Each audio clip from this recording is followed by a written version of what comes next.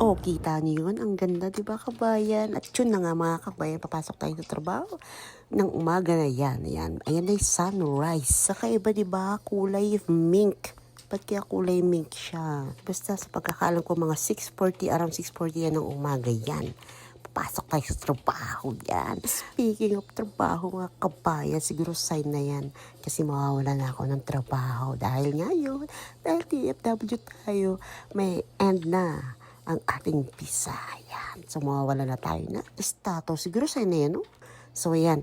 Tuturo ko sa inyo kung saan ako nagtatrabaho. Yan. Sa mga nagtatanong kung kailan tayo ba expired, mga kabayan, sa 24 po. Kasi sa 24, wala na. Last na ang aking trabaho for today's video. At yun, mga kabayan, ito nga pala ang aking trabaho. Dito ako nagtatrabaho sa MBE. Thank you so much, MBE. At yung second job ko ay eto, ang mariwanahan. Yan, dyan kami nagsa sideline. So yan, magkatapat lang talaga sila. Ang galing, di ba?